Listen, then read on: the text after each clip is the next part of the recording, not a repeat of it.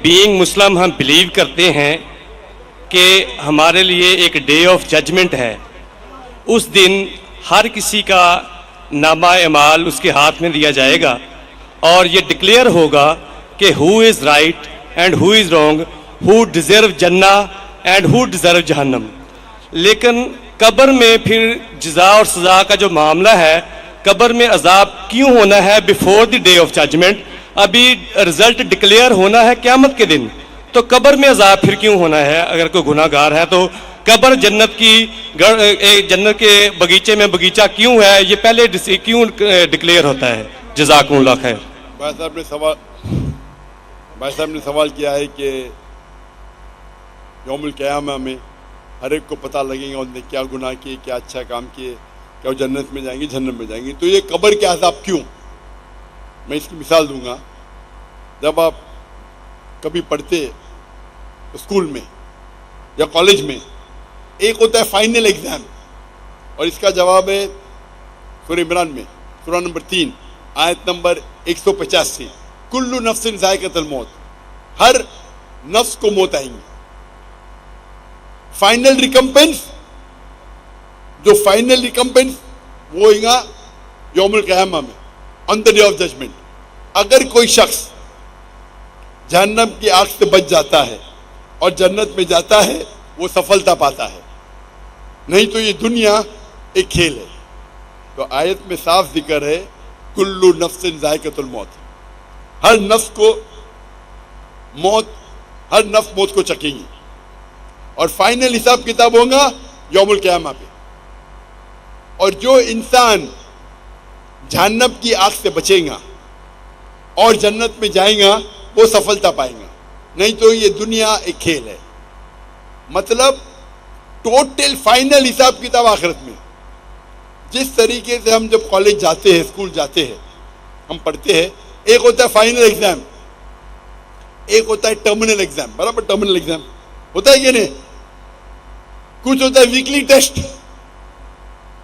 تو جب بھی آپ کوئی بھی چیز اچھا یا برا کرتے ہیں، آپ کو اس کا پنشمنٹ، اس کی جو سزا یا جزا، آپ اچھا کام کیے اس کا جزا یا برا کام کیے اس کی سزا 3 جگہ مل سکتی ہے. ایک دنیا میں، دوسری برزخ میں، اور ایک آخرت میں. 3. آپ نے کچھ غلط کیے، اللہ تعالیٰ دنیا میں آپ کو سزا دے سکتا ہے. آپ نے اچھا کام کیے، یہ دنیا میں ریوارڈ دے سکتا ہے. ہو سکتا ہے کہ سزا برزخ میں دے یا ریوارڈ برزخ میں دے، ہو سکتا ہے کہ آخرت میں دے. سب سے اچھا آخرہ ہے. تو جو بھی آپ غلط کرتے ہیں، آپ ٹوٹل کریں گے، اس کی سزا دنیا، قبر اور آخرت میں ملائیں گے، ٹوٹل صحیح رہیں گے. کوئی بھی اچھا کام کریں گے، اس کا ریوارڈ دنیا میں مل سکتا ہے، آخرت میں، قبر میں اور آخرت میں. اسی لیے اللہ کے رسول فرماتے ہیں جو بھی غیر مسلم ہیں، وہ جو بھی اچھائی کرتے اس کو دنیا میں اس کا ریوارڈ مل جاتا ہے. ایک مشرک ہے جو شرک کرتا ہے، وہ جنت میں نہیں جائے گا. اچھے کام کرتا ہے، دنیا میں اس کی ریوارڈ مل جاتا ہے، تو وہ آخرت میں اللہ سے کمپلین نہیں کر سکے گا مجھے تو انعام ملا نہیں. مثال کے طور پہ مدر ٹریسا، اس کو بڑے بڑے ایوارڈ ملے، اچھا کام کی. تو آخرت میں اللہ تعالیٰ بولے گا تم نے اچھا کام کیے، تم کو شہرت مل گئی، تم کو پورا ریوارڈ دنیا میں ملا.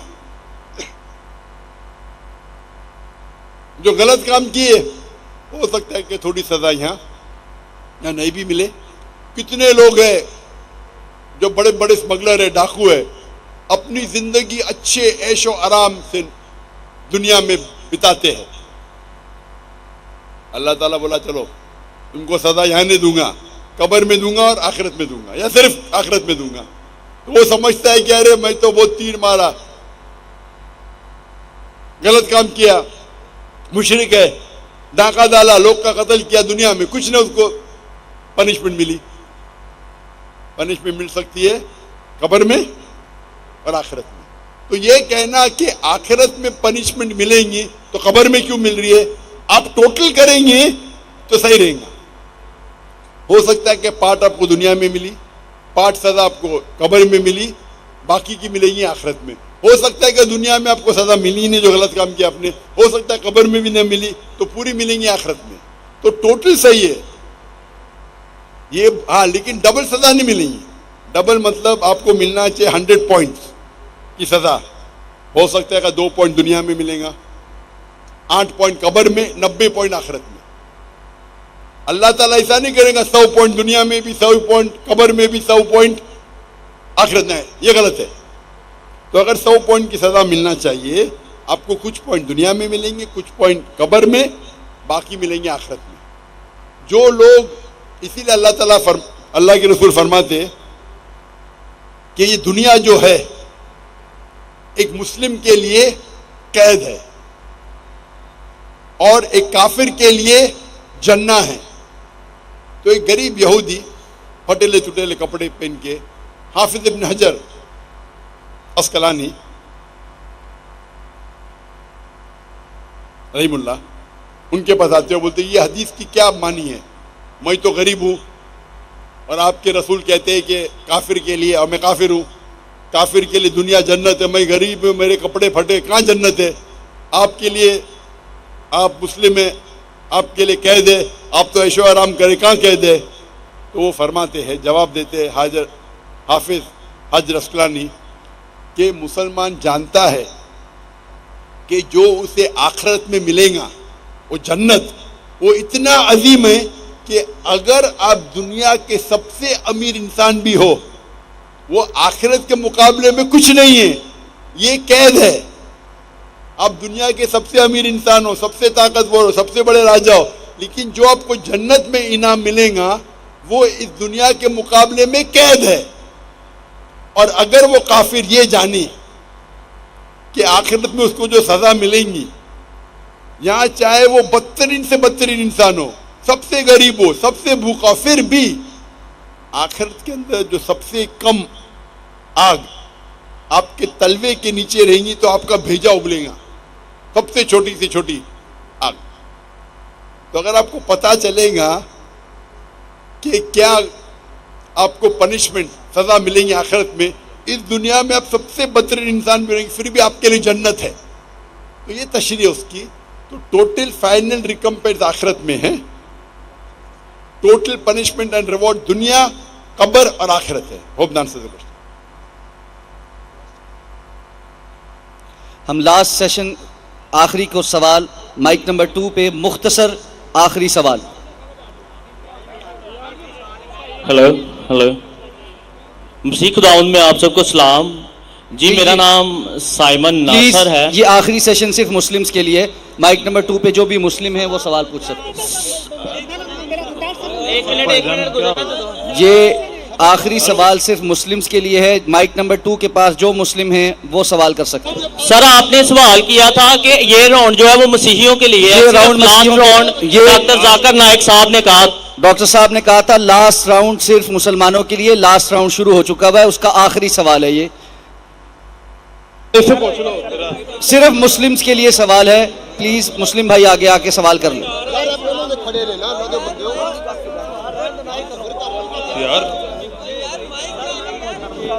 سر میں مسلم ہوں. میں بھی مسلم ہوں. مجھے ایک سلام پہنچانا ہے. بھائی سوال کرنے والا بھائی آگے ہے، سلام پہنچانے والا بھائی آگے نہ آئے. ایک سلام، یار میرا سوال ہے. ایک سلام پہنچانا ہے. جی السلام علیکم، میرا نام حیدر گلفام ہے اور میں دین حق کا طالب علم ہوں. میرا ڈاکٹر صاحب سے مختصر سوال یہ ہے کہ آج کے دور میں بہترین جہاد کون سا ہے؟ ایک سلام پہنچانا ہے. مائک بند کر دیجئے. جی مائک بند کر دیجئے. جیسے میں نے کہا تھا کہ آخری راؤنڈ صرف مسلمانوں کے ہوں گا، اور جو سوال پوچھنا چاہتے تھے اس نے پوچھ چکا تھا. سائمن پہلے سوال پوچھ چکا ہے تو اس کو موقع دیا گیا ہے، اور اکثر سوالات غیر مسلم نے پوچھے. تو یہ آخری راؤنڈ ہے اور یہ آخری سوال ہے. بھائی صاحب نے پوچھا کہ آج کی تاریخ میں سب سے بہترین جہاد کیا ہے؟